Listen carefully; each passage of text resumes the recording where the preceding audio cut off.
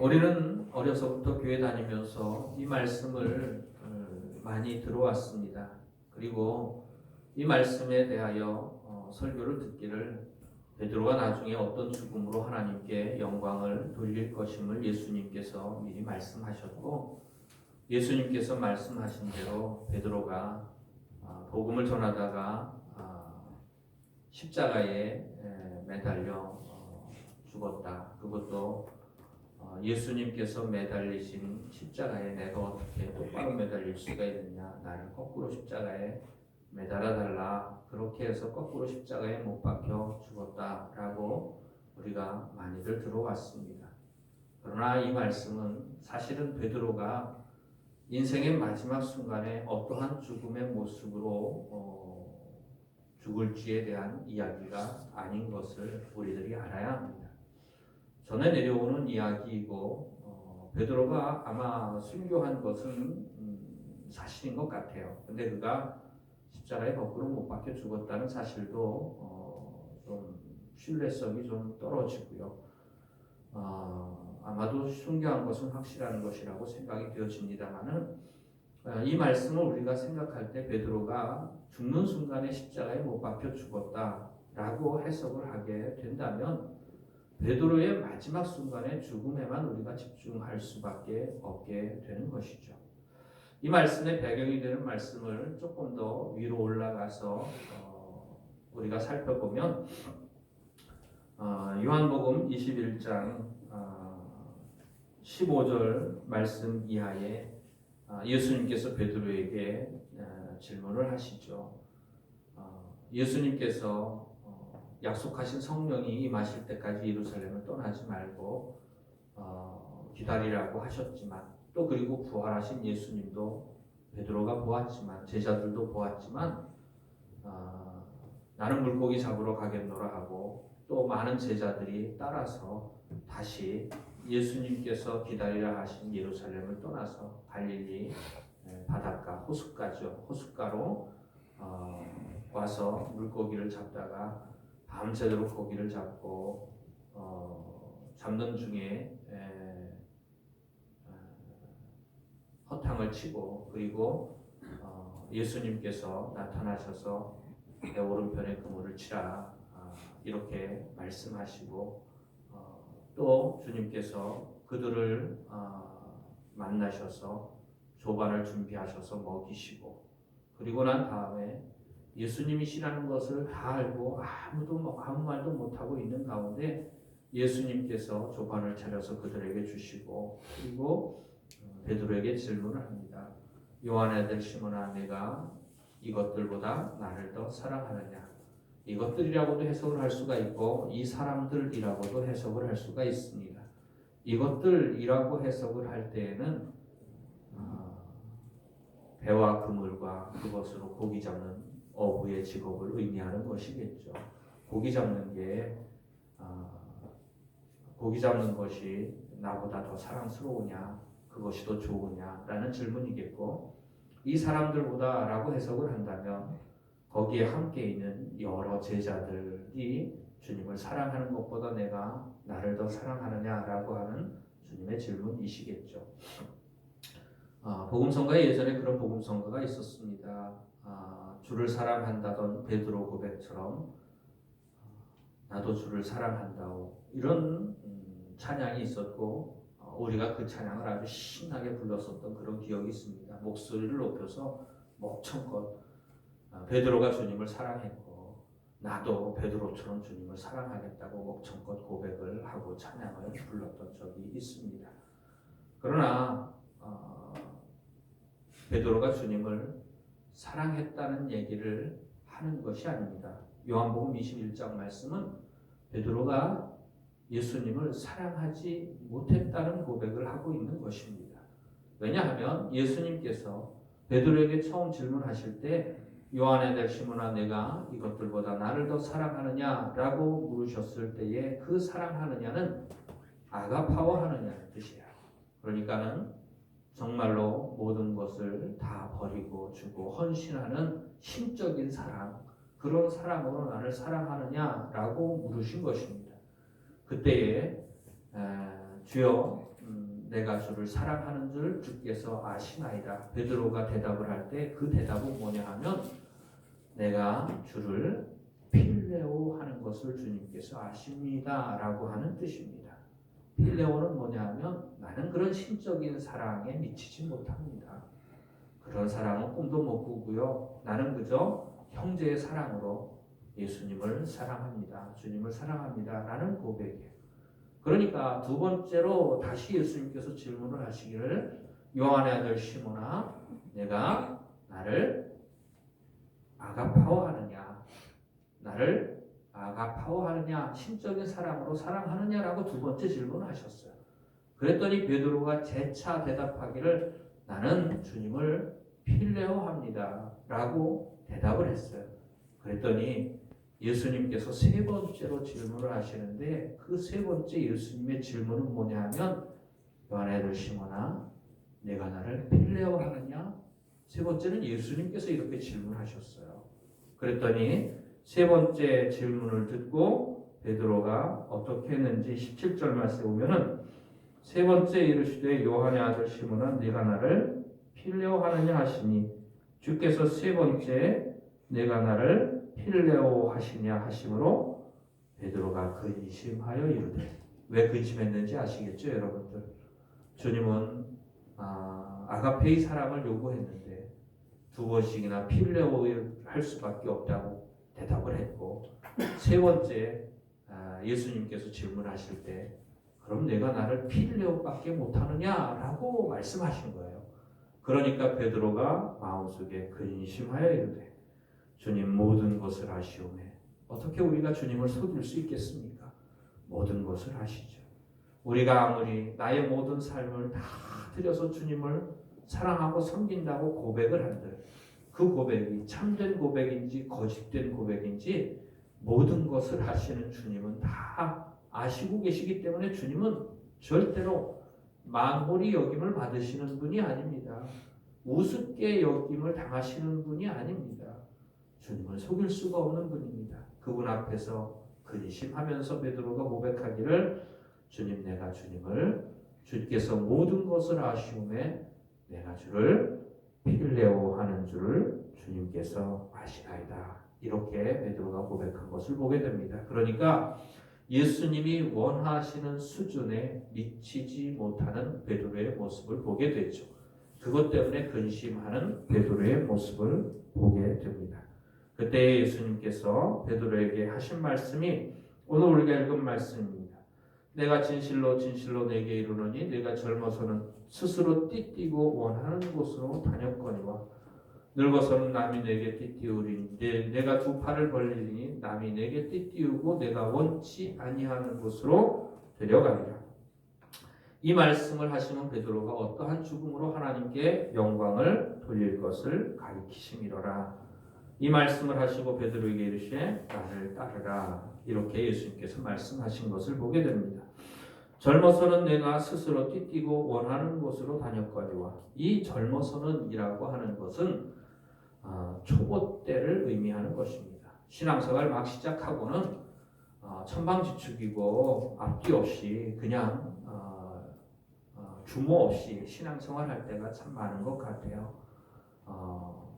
그게 바로 초보 때입니다. 초보 때는 스스로 띠띠고 원하는 곳으로 다녔거니와 신앙생활 하는 것이 엉망진창인 신앙생활이죠. 교회도 나왔다 안 나왔다 하고 기도도 했다가 안 했다가 하고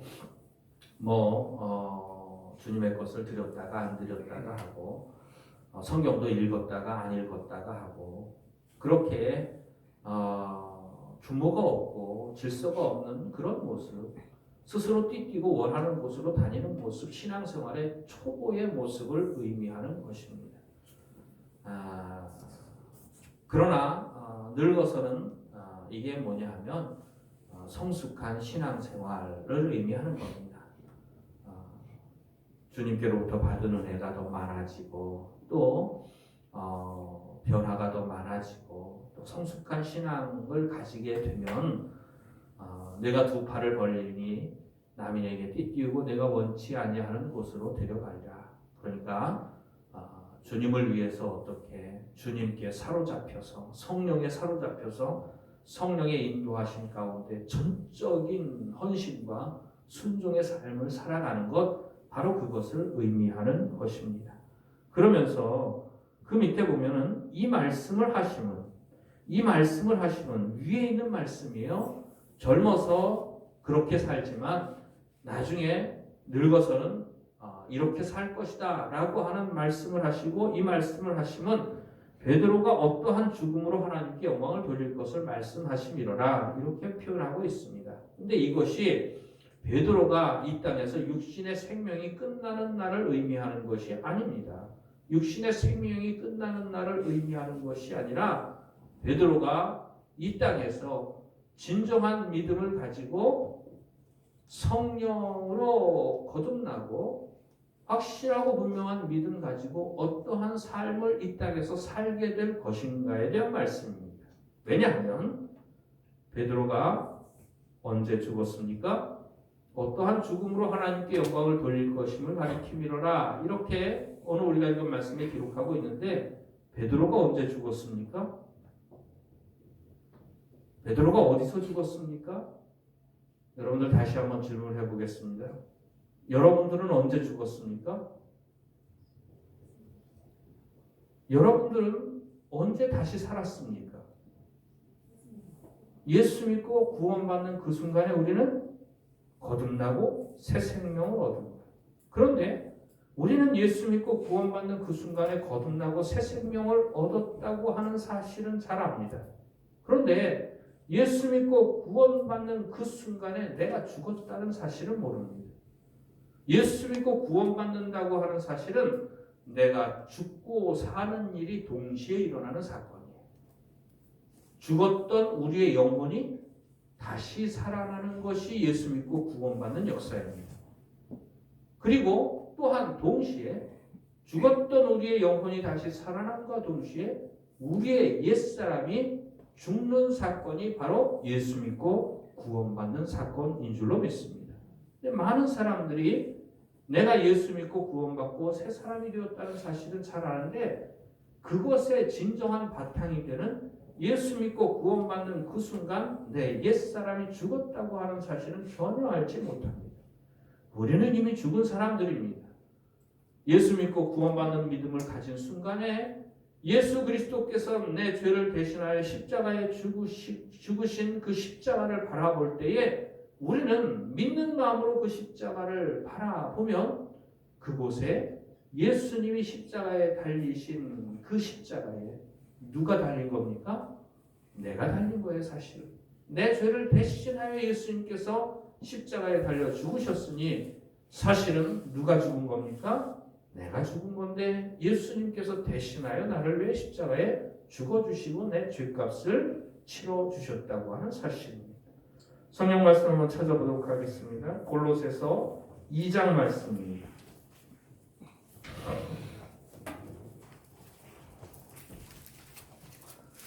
갈라디아, 에베소, 빌립보, 골로새서입니다.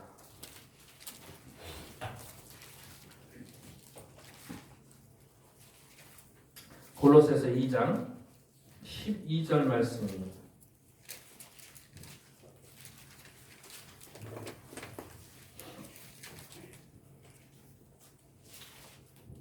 골로새서 2장 12절 말씀 함께 봉독합니다. 시작. 너희가 세례로 그리스도와 함께 장사되고 또 죽은 자들 가운데서 그를 일으키신 하나님의 역사를 믿음으로 말미암아 그 안에서 함께 일으키심을 받았느니라. 너희가 세례로 그리스도와 함께 장사되고 또 죽은 자들 가운데서 그를 일으키신 하나님의 역사를 믿음으로 말미암아 그 안에서 함께 일으키심을 받았느니라. 그러니까 세례는 뭐냐 하면 내 옛사람이 죽은 사실과 동시에 내가 새 사람이 되었다고 하는 것, 거듭났다고 하는 사실은 바로 세례가 의미하는 바라고 하는 것입니다. 여기서 주의하고 조심해야 할 것이 있는데 뭐냐면 여기서 말하는 세례는 우리가 교회에서 부활절에 성탄절에 주는 세례를 의미하는 것이 절대로 아닙니다. 세례 예식을 의미하는 것이 아닙니다. 이 세례는 뭐냐 하면 예수님께서 이 땅에 오셔서 주시는 성령의 세례를 의미하는 것입니다. 나는 물로 세례를 주거니와 나는 너희를 회개케 하기 위하여 물로 세례를 주거니와 내 뒤에 오시는 분은 성령과 불로써 너희에게 세례를 주실 것이다 라고 세례 요한이 이야기를 했죠. 성령 세례와 불 세례에 대해서는 제가 몇 번 말씀을 드린 적이 있습니다만은 요한은 물로 세례를 주었고 그건 회개케 하는 세례예요. 사람들이 정말로 예수를 믿는 믿음을 가질 수 있도록 그 마음을 애통하며 회개하는 마음으로 준비시키기 위하여 준 세례입니다. 그건 옛사람이 죽는 사건도 일어나는 것이 아니고 새사람이 되는 사건도 일어나는 것이 아니에요. 물로 받는 세례는 옛사람도 새사람도 되는 것이 아닙니다. 그러나 예수 믿고 구원받는 그 순간 성령으로 우리에게 성령 하나님이 우리에게 임하시고 우리 마음속에 믿음을 주시는데 하나님이 내 모든 죄를 용서하셨다. 그리고 너를 아들로 받아주셨다. 이 두 가지 사건을 성령께서 우리 마음속에 증거하여 주시는 것입니다. 그것이 뭐냐면 첫째로 한번 따라합시다. 용서. 두 번째 따라합시다. 용납. 예수 믿고 구원받는 순간 하나님이 나를 용서해 주시는 사건이 일어나는 거예요. 그리고 또한 하나님이 나를 용납해 주시는 사건이 일어나는 거예요. 아들로 받아주시는 사건이 일어나는 것입니다. 그렇게 하나님께서 우리를 용서해 주시고 용납해 주시는 사건은 성령으로 말미암아 우리에게 일어나는 사건이라고 하는 것입니다. 여기서 말하는 세례는 바로 성령이 우리에게 임하시는 사건을 의미하는 것입니다. 비슷한 말로 성령 세례라는 말이 있는데 이 성령 세례는 조금 다른 의미예요. 나중에 한번 성령 세례에 대해서 제가 말씀을 드릴 기회가 있을 걸로 압니다. 근데 이 세례는 정말로 성령 하나님이 우리 안에 임하셔서 우리에게 구원의 확신을 주시는 사건이라고 하는 것입니다. 그 순간 그런데 오늘날 성령께서 우리 안에 임하시고 우리에게 믿음 주시고 구원하시는 사건이 희미해지게 되고 많이 없어지게 되었어요. 그러니까 사람들이 어떻게 가르치느냐 하면 교회에서 세례를 받으면 목사님이 주는 세례를 받으면 그 사람은 구원받은 사람이다. 이렇게 가르치기 시작을 했던 것이 오래전부터 그렇게 가르친 것을 보게 됩니다. 그러나 교회 세례 예식을 통해서 우리가 구원받는 것도 아니고 죄를 용서받는 것도 아닙니다. 물론 세례 받을 때 진심으로 회개하는 마음으로 하나님께서 나를 구원해 주시기를 바라는 마음으로 세례에 임하고 세례를 받는다면 그 순간에 혹 하나님께서 성령으로 역사하셔서 믿음 주시고 구원해 주시는 사건도 일어날 수가 있어요. 세례 받는 순간에 그런 역사도 일어날 수가 있지만 세례가 구원이라고 착각해서는 절대로 안 됩니다. 세례가 구원이 아니고 성령께서 우리에게 임하셔서 용서와 용납의 확신을 주시고 믿음 주시고 또 우리 옛사람이 죽는 사건 그리고 새사람으로 거듭나는 사건 바로 그 사건이 일어나야만 우리가 구원받는 사건이라고 할 수가 있겠습니다. 그러니까 12절 말씀에 골로새서 2장 12절에 너희가 세례로 그리스도와 함께 장사되고 장사되었다는 것은 무슨 뜻이에요? 죽었다는 뜻이죠. 세례는 무슨 뜻이라고 했어요? 성령으로 믿음 주시고 구원받는 그 사건을 의미하는 거예요. 그 사건으로 말미암아 우리가 죽었어요. 뭐가 죽었어요? 옛사람이 죽었어요. 그리고 함께 일으키심을 받았어요. 그리스도가 죽은 자 가운데서 다시 살아나신 것처럼 우리도 죽은 자 가운데서 함께 일으키심을 받았어요. 다시 살리심을 받았어요. 바로 거듭난 사건을 의미한다고 하는 것입니다. 골로새서 3장 말씀 한번 보시겠습니다. 그 옆에 3장 말씀 3장 1절 2절 말씀 한번 읽어보도록 하겠습니다. 3장 1절 2절 말씀 함께 봉독합니다. 시작. 그러므로 너희가 그리스도와 함께 다시 살리심을 받았으면 위의 것을 찾으라. 거기는 그리스도께서 하나님 우편에 앉아 계시느니라. 위의 것을 생각하고 땅의 것을 생각하지 말라. 함께 살리심을 받았으면 거듭났으면 새 사람이 되었으면 위의 것을 찾으라. 위의 것을 생각하고 땅의 것을 생각하지 말라. 그러니까 옛사람은 뭐를 생각하고 살았어요? 땅의 것을 생각하고 살았어요. 그러나 새사람은 무엇을 생각하고 살아요? 위의 것을 생각하고 살아요.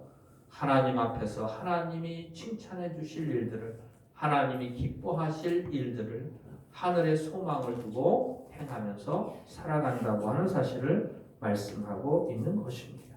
그러니까 우리가 예수 믿고 구원받는 그 순간, 진짜 구원받는 믿음을 가진 그 순간 우리의 옛사람이 죽었다는 사실을 아시기를 바랍니다. 그리고 우리가 새 사람으로 거듭났다는 사실을 아시기를 바랍니다.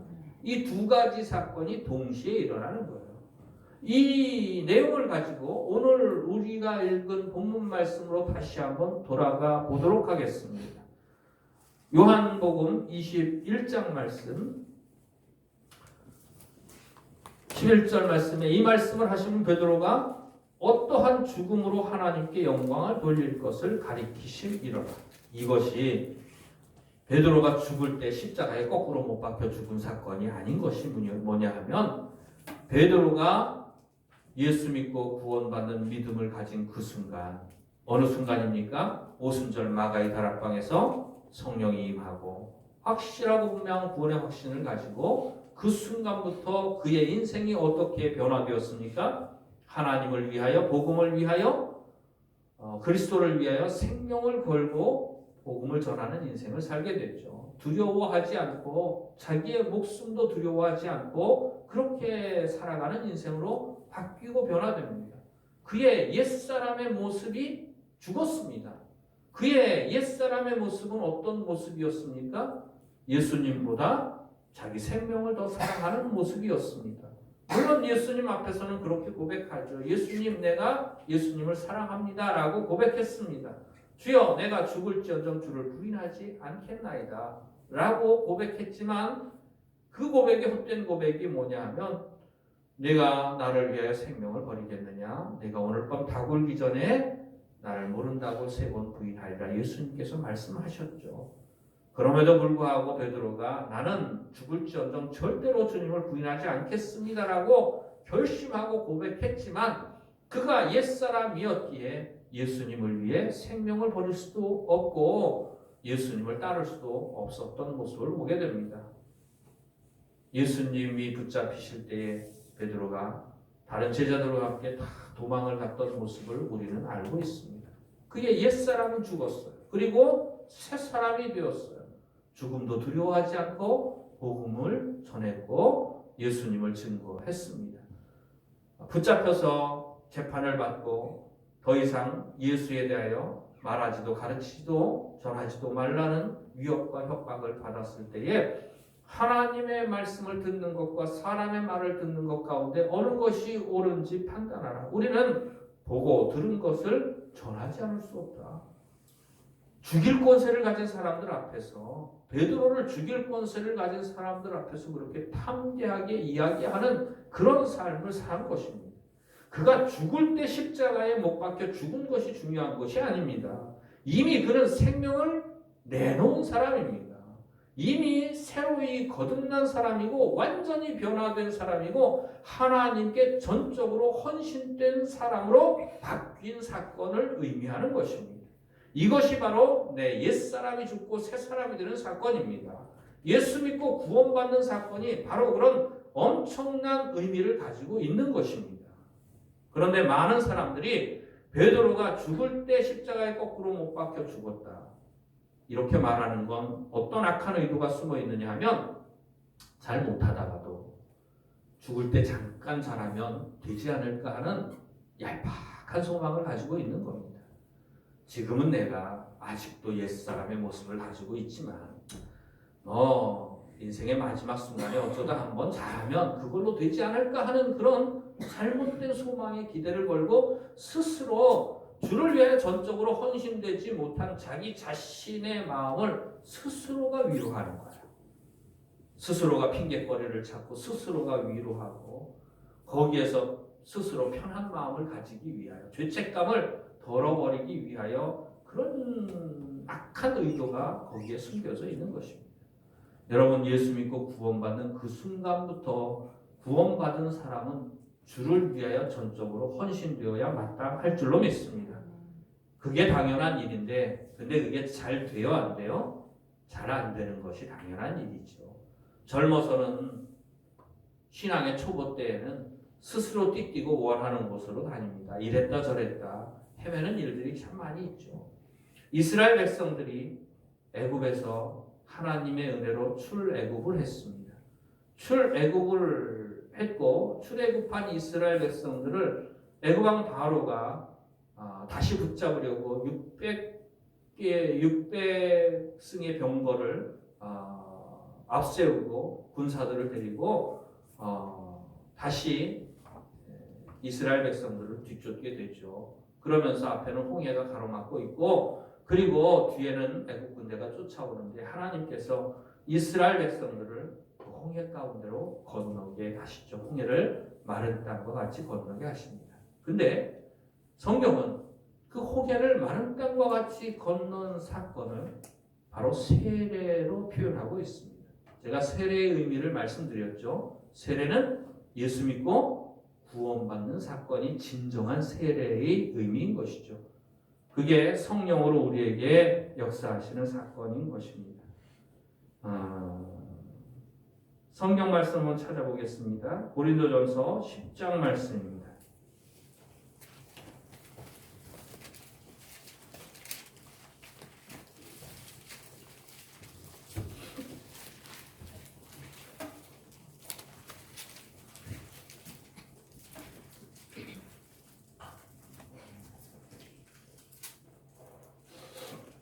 고린도전서 10장 말씀입니다. 10장 1절 말씀부터 5절 말씀까지. 고린도전서 10장 1절부터 5절까지입니다. 함께 봉독합니다. 시작. 형제들아 나는 너희가 알지 못하기를 원하지 아니하노니 우리 조상들이 다 구름 아래에 있고 바다 가운데로 지나며 모세에게 속하여 다 구름과 바다에서 세례를 받고 다 같은 신령한 음식을 먹으며 다 같은 신령한 음료를 마셨으니 이는 그들을 따르는 신령한 반석으로부터 마셨음에 그 반석은 곧 그리스도시라. 그러나 그들의 다수를 하나님이 기뻐하지 아니하셨으므로 그들이 광야에서 멸망을 받았느니라. 그러니까 이스라엘 백성들이 다 구름과 바다에서 세례를 받았다는 건 구름 기둥과 불 기둥으로 하나님의 인도함을 받고 홍해를 마른 땅과 같이 건너는 사건이 바로 세례, 구원받은 표시로서 하나님께서 주어진 것이라고 말하고 있습니다. 그러면서 광야에 있을 때 그들이 하나님이 주시는 물을 마시고 하나님이 주시는 만나를 먹은 것이 신령한 음식과 신령한 물을 마셨다고 표현하고 있고 그것이 바로 예수 그리스도를 먹고 마신 것이라고 표현을 하고 있습니다. 그러나 그들의 다수를 하나님이 기뻐하지 아니하신 고로 그들이 광야에서 멸망을 받았느니라. 그러므로 홍해를 마른 땅과 같이 건너고 구름으로 인도함을 받고 정말로 출애굽을 하고 구원받은 하나님의 자녀들이지만 광야 40년을 사는 동안에 멸망받은 사람들이 있어요. 하나님께서 이스라엘 백성들을 애굽에서 나오게 하신 이유는 광야에서 헤매다가 죽게 하기 위함입니까? 아닙니까? 어떤 목적을 가지고 이스라엘 백성들을 애굽 땅에서 인도하여 내셨어요? 가나안 땅으로 들어가게 하기 위한 목적을 가지고 하나님께서 이스라엘 백성들을 애굽 땅에서 인도해 내셨어요. 근데 우리는 가나안 땅을 저도 예전에 그렇게 설교를 한 적이 있습니다만은 요단강을 건너서 가나안 땅 아닙니까? 홍해를 건너서 광야의 길이 시작되어지고 이 광야에 훈련받고 연단받는 기간이 40년의 기간이 주어집니다. 근데 이스라엘 백성들이 잘못해서 40년이지 이스라엘 백성들이 제대로만 따라서 순종하며 살았더라면 금방 빠른 시간 내에 가나안 땅에 들어갈 수 있었을 거예요. 1년 만에 1년이 조금 더 지나서 가나안 땅 홍해 요단강 가까지 가지 않았습니까? 요단강을 건너서 정탐꾼들까지 보내지 않았습니까? 그들이 제대로만 했다면 빠른 시간 내에 광야를 지나서 가나안 땅으로 들어갔겠죠. 요단강을 건너서. 그러나 그들의 믿음이 부족한 거로 광야에서 40년을 헤맸습니다. 그리고 광야에서 40년을 헤매다 거기서 죽은 사람들이 있어요. 하나님의 진노로 질병 때문에 죽은 사람도 있고 불뱀에 물려 죽은 사람도 있고 나이가 차서 늙어서 죽은 사람들도 있습니다. 어떻게 죽었든지 간에 그들은 요단강을 건넜어요? 못 건넜어요? 요단강을 건너가지 못했습니다. 그리고 하나님을 원망했을 때에 그 20세 이하의 사람들, 그 사람들이 그 윗세대가 다 죽고 난 다음에 요단강을 건너가게 되는 것을 보게 되죠. 이스라엘 백성들이 요단강을 건너가고 가나안 땅에 들어간 것을 우리가 이 땅에서 예수 믿고 구원받고 살다가 죽은 후에 천국 가는 것이 바로 가나안 땅이다. 그렇게 제가 예전에 설명을 드린 적이 있습니다만은 성경을 좀 더 자세히 읽어봤을 때 그런 의미가 아닌 것 같아요. 뭐냐 하면 이 요단강은 성숙한 믿음의 사람의 수준을 의미하는 것입니다. 홍해를 건너서 구름과 바다 가운데서 세례를 받은 것은 예수 믿고 구원받는 사건을 의미하고요. 광야의 생활은 초보 때의 믿음, 앞뒤 분간하지 못하고 가리지 못하고 헤매는 믿음 생활, 광야에서 그들이 그랬잖아요. 하나님께 감사했다가 하나님께 원망했다가 물 없다고 불평했다가 물 주시니 감사했다가 먹을 것이 없으니 불평했다가 먹을 것 주시니 감사했다가 고기가 없다고 또 원망했다가 가나안 사람들이 아낙 자손들이 살고 그들과 우리를 비교해 보면 우리들은 메뚜기와 같고 우리는 절대로 그들을 이길 수 없다고 다 통곡하고 울면서 우리를 애굽에서 잘 살고 있는데 여기까지 인도해 가지고 우리가 가나안 땅 사람들에게 죽게 만드냐, 애굽에는 매장지가 없어서 우리를 여기까지 이끌어왔느냐, 우리가 한 장관을 세우고 다시 애굽 땅으로 돌아가자. 하여튼간 믿음의 규모가 없어요. 믿음이 왔다 갔다 하고 흔들리고 그렇습니다. 그게 바로 광야의 생활을 의미하고 초보의 생활을 의미하는 거예요. 그런 생활을 통해서 여러 번의 실패 경험을 통해서 하나님을 온전히 신뢰하고 의지하는 믿음을 하나님께서 가지게 만드셨는 줄로 믿습니다. 너희로 이 40년의 광야를 걷게 하신 하나님의 뜻을 생각하라. 그 뜻이 뭐냐 하면 오직 하나님만 의뢰하게 하기 위하여, 그런 수준에까지 이르기 위하여 광야의 생활을 걷게 하신 것입니다. 그리고 난 다음에 요단강을 건너서 가나안 땅을 정복해 들어가는데 요단강을 건넌 사람은 어떤 사람들입니까? 오직 하나님만 의뢰하도록 40년 동안 훈련받고 연단받은 사람들인 줄로 믿습니다. 그게 요단강을 건넌 사람들이에요. 그러니까 요단강을 건넌 사람들은 정말로 하나님이 기뻐하시는 온전한 믿음의 사람의 모습으로 세워진 사람들을 의미하는 것입니다. 근데 우리는 요단강을 건넌다는 것을 무엇으로 생각을 합니까? 죽는 것으로 생각하잖아요. 그러면 죽을 때까지 우리는 어떻게밖에 살 수가 없어요? 광야에서밖에 살 수가 없는 거예요. 광야에서 천방지축으로 이리 뛰고 저리 뛰고 불평했다가 원망했다가 또 감사했다가 울었다가 웃었다가 먹을 거 없으면 불평했다가 먹을 게 있으면 좋아했다가 오아시스가 없으면 마실 물이 없으면 원망했다가 마실 물이 있으면 좋아했다가 하여튼간 그렇게 초보의 생활을 우리가 평생 살 수밖에 없는 겁니다. 하나님께서는 우리를 그렇게 초보적인 신앙생활에 머무르다가 이 땅을 떠나서 요단강 건너서 천국 들어가게 하기 위하여 우리를 택하신 것이 아닌 것이 분명한 줄로 믿습니다. 성경 말씀 한번 찾아보도록 하겠습니다. 히브리서 6장 2절 말씀입니다.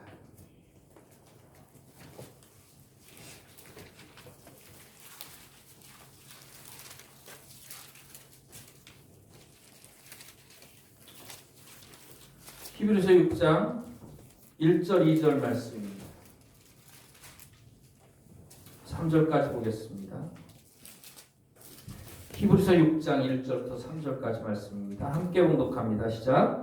그러므로 우리가 그리스도의 도의 초보를 버리고 죽은 행실을 회개함과 하나님께 대한 신앙과 세례들과 안수와 죽은 자의 부활과 영원한 심판에 관한 교훈의 터를 다시 닫지 말고 완전한 대로 나아갈지니라. 아멘. 우리가 그리스도의 도의 초보를 어떻게 해야 됩니까? 버려야 됩니다. 도의 초보를 버리라는 말은 우리가 초보적인 신앙생활에 머물러서는 안 된다고 하는 사실이에요.